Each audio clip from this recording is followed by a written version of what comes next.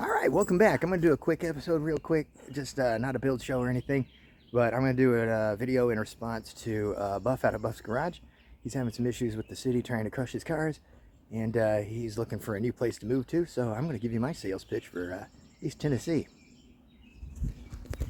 So as you can see here, I cut down a tree. I left the branches in the yard for like a month now.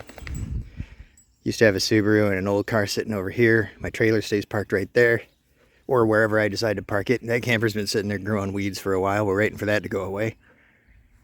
Car parts everywhere. Frames and pieces of cars everywhere. Don't just ignore that. You don't know what I'm doing yet. I haven't said anything. But let's go for a quick walk. Let's go for a quick drive. Let me show you the area. So anyway, as you can see here, my neighbor directly across the street, he just pulled that old Studebaker pickup out of the weeds. There's a 75 Camaro or something like that, a metal bumper Camaro behind this Honda. That Honda just stopped running.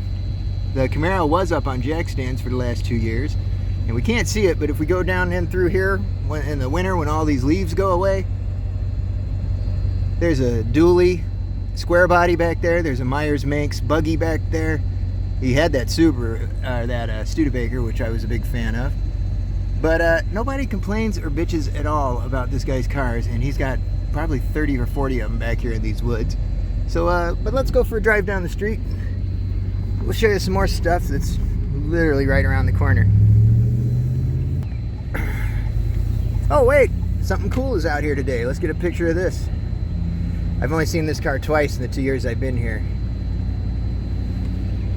You see something orange peeking out of there? Oh, it is. Oh, look at that. Nice. Chevelle convertible. Alright. This is Car Guy Central. Everyone around here has a car stashed in their barn or something. So this is Highway 411. This is the main drag from like Knoxville to Chattanooga or Atlanta. If you want to go down to Atlanta, it's only an hour and a half away from me. So if we go up this way, Knoxville's about 35 minutes that way. If you go down here, Chattanooga's about an hour and a half, and then Atlanta's about 2 hours. Just depends on what part you're going to. Anyway, you guys don't want to watch me sit around at a traffic stop, so I'll cut you back on in a second. Alright, so we're back. Just made the turn onto the road. We're still, we're like 100 yards from where I turned. And we're heading down towards the Chattanooga direction. And the reason I'm doing that is because we don't have to go very far before we find cars in the yard. These places are out pretty good, but I got a couple of them I wanted to show you specifically. It's a little farther down. So, like this guy, he's got all his farm equipment just right out in the yard. Trucks, cars, everything else, farm equipment, massive amounts. Here on my left, this big metal building coming up right here.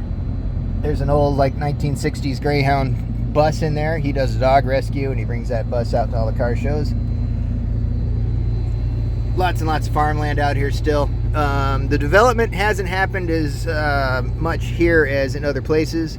It's still happening, don't get me wrong, but not quite like closer to town. This is the place I wanted to show you. I'm going to pull over because I got someone up my butt in a Pontiac, of course.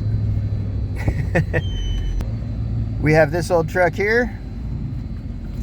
This old International, which is pretty awesome. They want $5 grand for that. They have this 50, where'd it go? There it is. It's a 57, I believe, Coronet. I think that's Coronet. Sitting right there, and I'll pull forward a little bit. Because if we look down the driveway and in the backyard, he's got a shop back there and probably, there we go, now you can see. Tons and tons of cars parked back there. Nobody hassles him at all. Alright, next.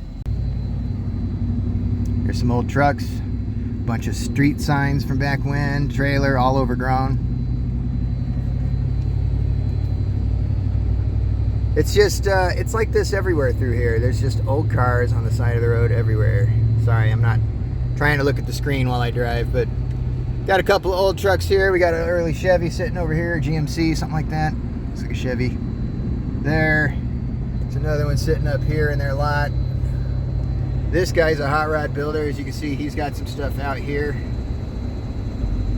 Impala sitting in the field. Sorry, I'm driving and filming, so I apologize. I shouldn't be doing this. But anyway, you get the point. I could keep driving and keep seeing more stuff in front yards. But there's a lot more in Tennessee, just the fact that everybody can have garbage in their yard and nobody does anything about it. And again, it's also because I live 20 minutes outside of town and I'm about 1 mile from the next county, which things would be much different. So county is important, what county you choose to live in and whether or not you're inside city limits. Always, as a car guy, live outside of city limits if you're not made of money. If you got plenty of money, you can build a giant shop, you can pay off the city to zone it and all that stuff, then go for it. But us normal folk, you need to live outside the city limits. Now, here's another thing about Tennessee that I haven't mentioned, or I did mention in the comment section of your video, which is the number of car shows and events around here is staggering. From where I live, I'm within 2 hours of, I think Nashville has a NASCAR track, Bristol, Tennessee, Charlotte, North Carolina is like 3 hours away, Atlanta Motor Speedway is like 2 hours away. And that's just for racing. They also have local dirt tracks all over the place. There's a couple of drag strips nearby. Within 2 hours, I have at least 2 more drag strips. That's for racing. As far as car shows are concerned, just as far as cruise-ins are concerned, every Friday night throughout the summer at the Foothills Mall, there's a cruise-in that brings 200 to 300 cars every week. And that is every week. And it's about 20 minutes from my house. It's right in Maryville, which is turning into a suburb of Knoxville. But we've also got Pigeon Forge, less than an hour away. And at Pigeon Forge, they do a rod run twice a year, as well as several shows at the various events, venues there. Car shows all the time. Like every weekend there are 3 or 4 car shows, so you literally can't go to all of them. Also, one of the biggest cars and coffees in the country is in Knoxville, and that's once a month. I think they get like 2,000 cars. It's a big turnout. And yeah, there's just car guys everywhere here. You will have no problem finding projects. You'll have no problem finding parts. You'll definitely have no problem making friends, because car guys like meeting other car guys and swapping lies and parts. So, big fish stories, right? Every time you tell a story, the fish gets a little bigger. It's the same thing with car guys. Every time they tell a story, their car got a little faster. Waving at the Chevelle guy. All right, so there's my 10 cents. I love it here, man. Tennessee's been awesome. There's so much going on with cars here, and there's so many old cars laying around in fields and everything else. It's been awesome. So there's my vote, Buff. Come on out to Tennessee. I'll help you move, man. So anyway, thanks a bunch, and I hope that helps. Talk to you guys later.